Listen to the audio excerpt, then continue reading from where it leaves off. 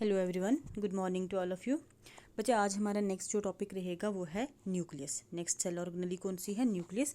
Nucleus हमारे पास सबसे important और सबसे बड़ी, जितनी भी ऑर्गेनलीज आज तक हमने की हैं उनमें से सबसे बड़ी और सबसे इंपॉर्टेंट सेल ऑर्गेनली है। ठीक है, और हमारे सेल में हर एक सेल में न्यूक्लियस प्रेजेंट होता है। अब न्यूक्लियस की बात करें तो मैंने अभी जैसे बताया कि लार्जेस्ट सेल ऑर्गेनली है। ठीक है, जितनी भी सेल ऑर्गेनलीज हैं उनमें सबसे ये बड़ी सेल ऑर्गेनली है, बहुत इंपॉर्टेंट है। और अपने अंदर, इसके अंदर क्या होता है? क्रोमोजोम, सेल्स क्रोमोजोम, या फिर जिसको हम क्या बोलते हैं, डीएनए बोलते हैं। अभी आगे मैं आपको डीएनए और क्रोमोजोम का डिफरेंस भी बताऊंगी। ठीक है, उसके बाद ये जो डीएनए है या क्रोमोजोम है, इनका मेन रोल क्या होता है? कैरेक्टर्स को ट्रांसफ़र करते हैं फ्रॉम पेरेंट्स टू ऑफस्प्रिंग। ठीक है, जनरेशन टू जनरेशन जो कैरेक्टर ट्रांसमिट होते हैं वो किसकी वजह से होते हैं? डीएनए, या हम बोल सकते हैं क्रोमोजोम की वजह से। ठीक है, अब जो न्यूक्लियस था इसको डिस्कवर किसने किया? डिस्कवरी पे अगर हम आए तो इसको सबसे पहले ऑब्जर्व किया किसने? एंटोन वॉन ल्यूवेनहॉक में। एंटोन वॉन ल्यूवेनहॉक ने ऑब्जर्व किया इन आरबीसीज। ठीक है, आरबीसीज में ऑब्जर्व किया। ठीक है, उसके बाद कंप्लीट डिस्क्रिप्शन और कंप्लीट जो इसकी डिस्कवरी है वो रॉबर्ट ब्राउन ने किया हुई है। Robert Brown in 1831 in orchid cell. ठीक है, ऑर्चिड की हमारे पास एक प्लांट सेल है, तो प्लांट सेल में रॉबर्ट ब्राउन ने न्यूक्लियस को डिस्कवर किया। ठीक है, हो गया यहाँ तक। देन उसके बाद अगर हम बात करें मॉर्फोलॉजी की, न्यूक्लियस की मॉर्फोलॉजी की बात करें तो न्यूक्लियस में शेप, साइज़ और नंबर को हमने देखना होता है। शेप की बात करें, स्फेरिकल हो सकता है, ओवल हो सकता है, लेंस शेप्ड हो सकता है। ठीक है, मतलब स्फेरिकल बिल्कुल इस तरह गोल हो गया, ये थोड़ा सा लंबा हो गया, लेंस शेप थोड़ा इस तरह से हो जाएगा। ठीक है, तो ये ऑलमोस्ट एक जैसी ही फॉर्म्स हैं, थोड़ी बहुत इनमें वेरिएशंस हैं। ठीक है, तो स्फेरिकल, ओवल और लेंस शेप्ड हो सकता है। उसके बाद हमारे जो आरबीसीज होते हैं उसमें ये बाइलोब्ड न्यूक्लियस, इस तरह से बाइलोब्ड न्यूक्लियस होगा। ठीक है, ट्राइलोब्ड, इस तरह से 3 लोब्स बनाने वाला न्यूक्लियस भी होता है ऐसे आरबीसीज, डब्ल्यूपीसीज में पर्टिकुलरली। बाइलोब्ड, ट्राइलोब्ड और मल्टी लोब्ड न्यूक्लियस भी हो सकता है। आप जब ब्लड सेल्स करोगे उसमें आपको पता चल जाएगी इस तरह से। ठीक है, ये देखो, 1 लोब है, 2 लोब है, 3 लोब है, 4, 5, इस तरह से मल्टी लोब न्यूक्लियस भी हो सकता है, लेकिन सिर्फ और सिर्फ डब्ल्यूपीसीज में। ठीक है, बाइलोब, ट्राइलोब्ड और मल्टी लोब्ड। उसके बाद अगर हम साइज़ की बात करें तो साइज़ जो है वेरी करता है 2 से 5 माइक्रोन मीटर तक। ठीक है, जो भी जितने भी सेल्स में न्यूक्लियस है उनका साइज़ यहाँ से यहाँ तक वेरी करता है 2 to 5 माइक्रोन मीटर। ठीक है, उसके बाद नंबर पे आते हैं। नंबर की बात करें तो नंबर में भी बहुत सारी वेरिएशन है। यूनी न्यूक्लिएट होते हैं, बाई न्यूक्लिएट होते हैं और मल्टी न्यूक्लिएट होते हैं। ठीक है, अब यूनी मतलब एक सेल में एक ही न्यूक्लियस। ठीक है, उसको हम क्या बोलेंगे? यूनी न्यूक्लिएट, जो मेजॉरिटी ऑफ सेल्स हैं। बाई न्यूक्लिएट, एक सेल में 2 न्यूक्लियस होना, एक बड़ा होता है एक छोटा होता है। ठीक है, 2 न्यूक्लियस, एक को हम माइक्रो न्यूक्लियस बोलते हैं, एक को मैक्रो न्यूक्लियस बोलते हैं। पैरामीशियम में ये मोस्टली देखने को मिलता है। ठीक है, और मैं आपको बता दूं जो उसमें मैक्रो और माइक्रो न्यूक्लियस हैं, ये एक एमसीक्यू आता होता है कि जो मैक्रो न्यूक्लियस है वो कौन से कैरेक्टर कंट्रोल करता है, जो माइक्रो न्यूक्लियस है वो कौन से कैरेक्टर कंट्रोल करता है। तो मैं आपको बता दूं जो माइक्रो न्यूक्लियस है वो रिप्रोडक्टिव कैरेक्टर कंट्रोल करता है। ठीक है, और जो मैक्रो न्यूक्लियस है वेजिटेटिव कैरेक्टर, वेजिटेटिव मतलब बॉडी की ग्रोथ या अदर फंक्शनिंग जो है वो कौन कंट्रोल करता है?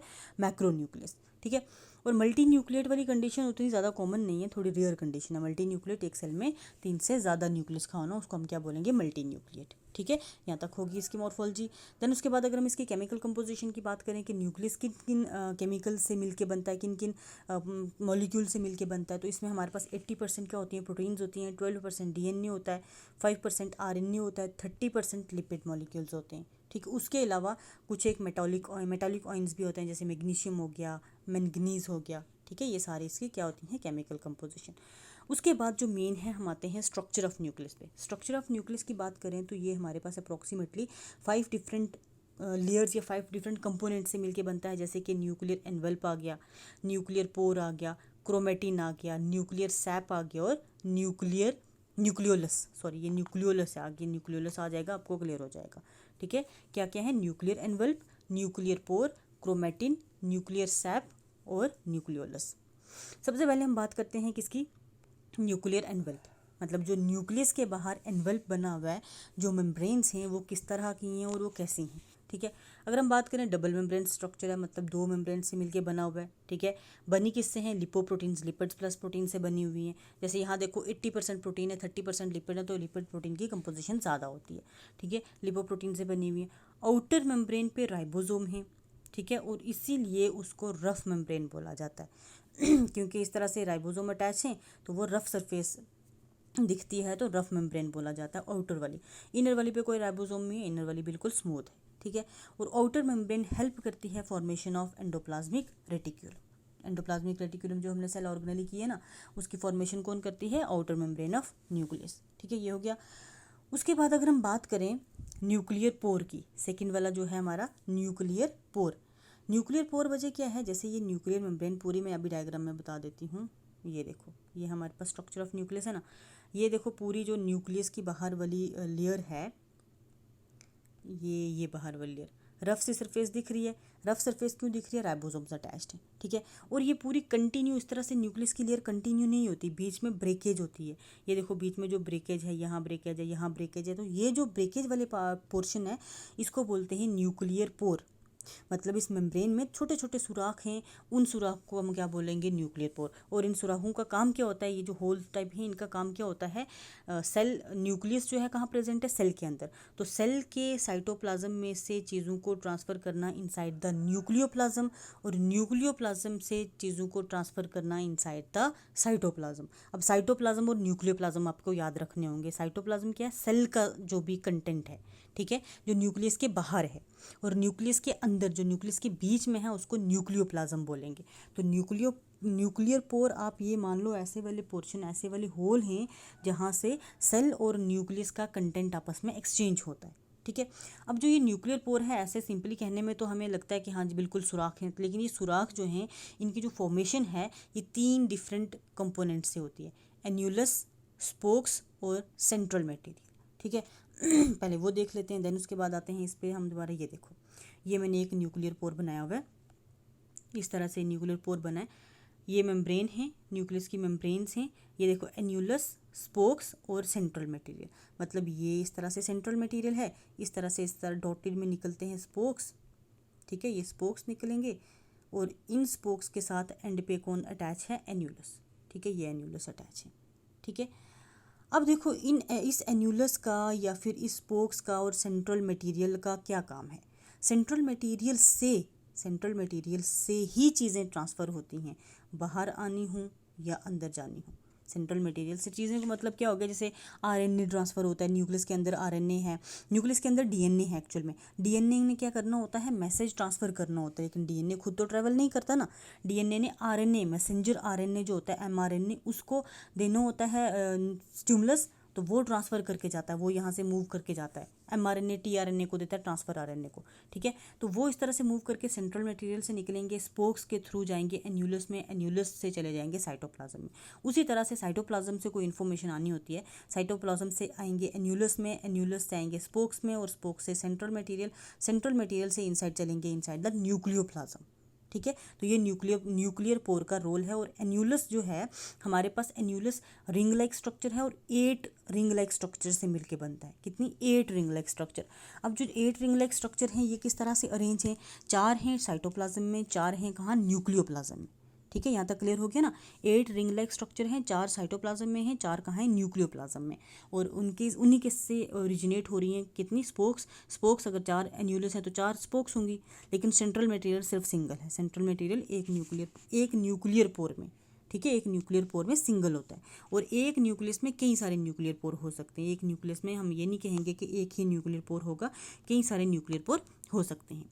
और अब बता दो इनका काम क्या होता है? ट्रांसफ़र करते हैं मॉलिक्यूल्स को, आरएनए मॉलिक्यूल्स को। आरएनए मॉलिक्यूल्स में हमारे पास 3 आते हैं, mRNA, tRNA, rRNA, messenger RNA, transfer RNA, ribosomal RNA, ठीक है। ये 3 टाइप ऑफ आरएनए हैं जिनको ये क्या करते हैं? ट्रांसफ़र करते हैं, ठीक है।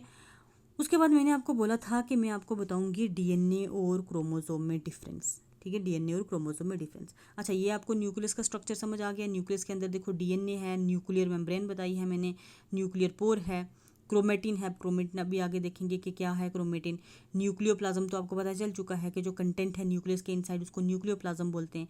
न्यूक्लियोलस है, ठीक है, और क्रोमोसोम्स हैं। न्यूक्लियोलस को आगे पढ़ेंगे और ये सारा कुछ आगे पढ़ना है। फिलहाल डीएनए और क्रोमोसोम का हम देखते हैं। देखो डीएनए और क्रोमोसोम की बात करें, ये मैंने अलग से डीएनए और क्रोमोसोम बनाए। अगर हम बात करें, ये one of the same thing होते हैं। डीएनए को ही क्रोमोसोम बोलते हैं, क्रोमोसोम को ही डीएनए बोलते हैं। लेकिन फ़र्क कहाँ आता है, डिफरेंस कहाँ आता है? जो डीकंडेंस्ड फॉर्म है, जिसमें वाटर मॉलिक्यूल है, जो पूरी तरह बिखरी हुई है, बिखरी हुई फॉर्म को हम बोलते हैं डीएनए। वही बिखरी हुई फॉर्म जब कंडेंस हो जाती है, वाटर मॉलिक्यूल को लॉस करके, अदर कंपोनेंट को लॉस करके बिल्कुल जुड़ जाती है, बिल्कुल उसमें थोड़ा बहुत कंटेंट, मतलब जो रिक्वायर्ड कंटेंट है वही रहता है, तो उसको हम क्या बोलेंगे? क्रोमोसोम बोलेंगे। ठीक है, तो एक को हम क्या बोलते हैं? डीकंडेंस्ड फॉर्म, जिसमें हमारे पास वाटर मॉलिक्यूल और जो बिखरी हुई है, ठीक है, और जो जुड़ चुकी है, जिसमें से वाटर मॉलिक्यूल लॉस हो चुके हैं, उसको हम क्या बोलेंगे? क्रोमोसोम। ठीक है, सिर्फ यही डिफरेंस है, बाकी one of the same thing है। अच्छा, उसके बाद हम आते हैं न्यूक्लियोप्लाज्म। न्यूक्लियोप्लाज्म, जैसे मैंने अभी आपको बताया, सेल का साइटोप्लाज्म है और न्यूक्लियस के अंदर जो कंटेंट है उसको हम क्या बोलेंगे? Nucleoplasm. Inside the nuclear membrane होता है, सेमी फ्लूइड नेचर का है, मतलब पूरा ऐसे वाटरी फ्लूइड नहीं है, थोड़ा वाटरी जेल लाइक सब्सटेंस आप बोल सकते हो। ठीक है, उसके बाद इसमें क्या क्या है? न्यूक्लियोटाइड्स हैं, एंजाइम्स हैं। ठीक है, न्यूक्लियोटाइड्स और एंजाइम्स। अब न्यूक्लियोटाइड्स क्या हैं? जैसे कि एडिनिन है, गुआनिन है, थाइमिन है। ठीक है, ये आप पढ़ोगे पूरा डिटेल में। अब जस्ट इतना याद रखो, ऐसे कंपोनेंट्स जो डीएनए या आरएनए की फॉर्मेशन करते हैं। ठीक है, ऐसे कंपोनेंट्स जो डीएनए या आरएनए की फॉर्मेशन करते हैं, उनको हम क्या बोलते हैं? न्यूक्लियोटाइड्स। ठीक है, तो न्यूक्लियस के अंदर न्यूक्लियोटाइड्स हैं और एंजाइम्स हैं। एंजाइम्स जैसे कि आरएनए पॉलीमरेज है, डीएनए पॉलीमरेज है। ठीक है, उसके बाद कुछ एक मेटालिक आयंस हैं, जैसे मैग्नीशियम है, मैंगनीज है। ये सारी चीज़ें कहाँ प्रेजेंट है? Inside the nucleoplasm. ठीक है, देन उसके बाद आ गया हमारे पास न्यूक्लियर मैट्रिक्स। न्यूक्लियर मैट्रिक्स भी इनसाइड द न्यूक्लियर मेम्ब्रेन होगा। ठीक है, इनसाइड द न्यूक्लियर मेम्ब्रेन है, और न्यूक्लियर मैट्रिक्स एसिडिक प्रोटीन से मिलके बना हुआ है। जो एसिडिक प्रोटीन्स हैं उन्होंने नेटवर्क की बनाया हुआ है। एसिडिक प्रोटीन्स ने इस तरह से एक नेटवर्क बनाया हुआ है, फाइबर्स, छोटे छोटे फाइबर्स से मिलके नेटवर्क बनाया हुआ है। और इनका काम क्या होता है? ये न्यूक्लियस को स्ट्रेंथ प्रोवाइड करते हैं। ठीक है, न्यूक्लियस को स्ट्रॉन्ग बनाते हैं। कौन से? Nuclear matrix. ठीक है, उसके बाद अगर हम बात करें क्रोमेटिन। क्रोमेटिन क्या है? न्यूक्लियस के अंदर कलर्ड मटेरियल। ठीक है, हम जब स्टेनिंग करते हैं, हम जब ऑब्जर्व करने के लिए न्यूक्लियस को स्टेन करते हैं, तो कलर्ड मटेरियल जो शो करता है वो है हमारे पास क्रोमेटिन।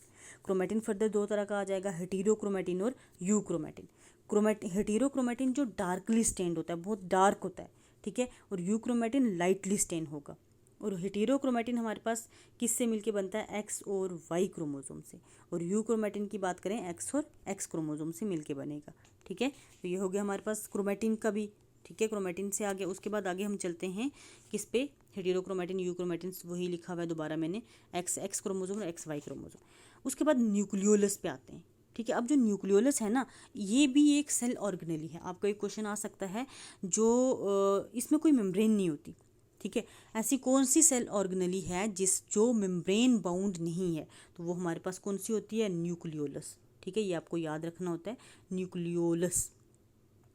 ये एक ऐसी सेल ऑर्गेनेली है जो मेम्ब्रेन बाउंड नहीं होती। प्रेजेंट कहाँ होती है? Inside the nucleus. प्रेजेंट होती है इनसाइड द न्यूक्लियस, और कोई भी इसमें मेम्ब्रेन वगैरह नहीं होती। अब इसका काम क्या होता है? देखो, ये मैं अलग से आपको थोड़ी सी बता दूंगी, लेकिन ऐसे ओवरव्यू अभी बता देती हूँ। इसका काम क्या होता है? आरएनए की फॉर्मेशन करती है। ठीक है, जितने भी टाइप के आरएनए ना, अभी मैंने 3 टाइप के बताए थे, mRNA, tRNA, rRNA, तो उनकी फॉर्मेशन कौन करता है? न्यूक्लियोलस। न्यूक्लियोलस कहाँ प्रेजेंट होता है? Inside the nucleoplasm. ठीक है, और न्यूक्लियोलस एक ऐसे विदाउट मेम्ब्रेन सेल ऑर्गेनेली आप बोल सकते हो न्यूक्लियोलस को। ठीक है, देन उसके बाद अगर हम बात करें न्यूक्लियोसोम्स की। न्यूक्लियोसोम्स क्या है? हमारे पास फाइबर्स हैं जो क्या करते हैं? कॉइलिंग शो करते हैं, बीडीड अपीयरेंस देते हैं। ठीक है, बीडीड अपीयरेंस देते हैं, और इनका काम क्या होता है? न्यूक्लियोसोम्स का काम क्या होता है? ये डीएनए के मॉलिक्यूल्स को आपस में कनेक्ट करके रखते हैं। जैसे ये डीएनए ना, तो बीच में ये इस तरह से न्यूक्लियोसोम्स आ जाएंगे। न्यूक्लियोसोम्स जो क्या करेंगे? इनको कनेक्ट करके रखेंगे, बीडीड अपीयरेंस देते हैं इस तरह से। जैसे आपने सूचे मोती की चेन देखी होगी कभी, तो वो जो अपीयरेंस होती है वो अपीयरेंस देते हैं को न्यूक्लियोसोम्स। काम क्या होता है इनका? कनेक्शन, डीएनए को लिंक करके रखते हैं। ठीक है, तो डीएनए लिंकर का काम कौन करता है? न्यूक्लियोसोम्स। ठीक है, उसके बाद हम बात करते हैं फंक्शंस ऑफ न्यूक्लियस की भी आ जाते हैं। फंक्शन क्या है? सबसे पहले हेरिडिटी को मेंटेन करके रखता है, मतलब पेरेंट्स टू ऑफस्प्रिंग जो है कैरेक्टर को ट्रांसमिट करने में रोल प्ले करता है। ठीक है, अभी जैसे मैंने आपको डीएनए और क्रोमोसोम का बताया था, पेरेंट टू ऑफस्प्रिंग ये है कैरेक्टर ट्रांसमिट करते हैं। उसके बाद गाइडिंग एंड कंट्रोलिंग सेंटर, पूरे सेल को जो गाइड करने वाला होता है वो कौन होता है? न्यूक्लियस। ठीक है, कंट्रोल करने वाला कौन होता है? न्यूक्लियस। जैसे मैंने बताया था ना, कोई भी इंफॉर्मेशन सेंड करनी है मैसेंजर आरएनए को देनी है, मैसेंजर आरएनए आगे टीआरएनए को देनी है, टीआरएनए आगे जाके उस पर्टिकुलर लोकेशन पे ट्रांसफ़र करता है। उसी तरह से सेल से कोई भी अगर प्रॉब्लम जो है वो न्यूक्लियस के पास जाती है, न्यूक्लियस ही पूरा गाइड करता है या न्यूक्लियस ही पूरा कंट्रोल करके रखता है। ठीक है, उसके बाद maintain the shape of nucleus. ठीक है, न्यूक्लियर मेम्ब्रेन की शेप को मेंटेन करके रखना है। अब शेप कैसे चेंज होगी, जैसे अभी मैंने ऐसे न्यूक्लियर मेम्ब्रेन ये बनाई थी ना, ऐसे इस तरह से। अब इसी से देखो एंडोप्लाज्मिक रेटिक्यूलम का ओरिजिनेशन हो रहा है। एंडोप्लाज्मिक रेटिक्यूलम जब ओरिजिनेट हो रही है तो इसकी शेप में थोड़ी गड़बड़ आ सकती है, शेप थोड़ी चेंज हो सकती है। उस शेप को मेंटेन करना काम किसका है, न्यूक्लियस का। ठीक है, मेंटेन करना काम न्यूक्लियस का है। उसके बाद पैसेज ऑफ मैक्रोमोलिक्यूल्स, जो इस तरह से ये न्यूक्लियर पोर है, इनमें से मैक्रोमोलिक्यूल्स की पैसेज को इनसाइड या आउटसाइड पैसेज को कंट्रोल करके रखता है कौन, न्यूक्लियस। अपनी मर्जी से कोई आ नहीं जा सकता, ना ही कोई जा सकता है। न्यूक्लियस की ही चॉइस से सारा कुछ ट्रांसमिट होता है, चाहे वो अंदर वाली साइड आए चाहे वो बाहर वाली साइड जाए। उसके बाद हेल्पफुल इन सेल डिवीज़न, जो सेल डिवीज़न होती है, सेल ने डिवाइड करना होता है, डॉटर सेल्स बनाने होते हैं, ये भी सारा कौन कंट्रोल करता है, न्यूक्लियस। क्योंकि न्यूक्लियस है ही सबसे बड़ी कंट्रोलिंग सेल ऑर्गेनल, सारी की सारी सेल ऑर्गेनलीज को कंट्रोल कौन करता है, न्यूक्लियस। और सबसे इंपॉर्टेंट और सबसे बड़ी सेल ऑर्गेनली हमारे पास क्या है, न्यूक्लियस है। ठीक है, तो आज हम यहीं तक रखते हैं, कहीं पर भी कन्फ्यूज़न हुई आप मुझे डायरेक्टली पूछ सकते हो। Thank you so much.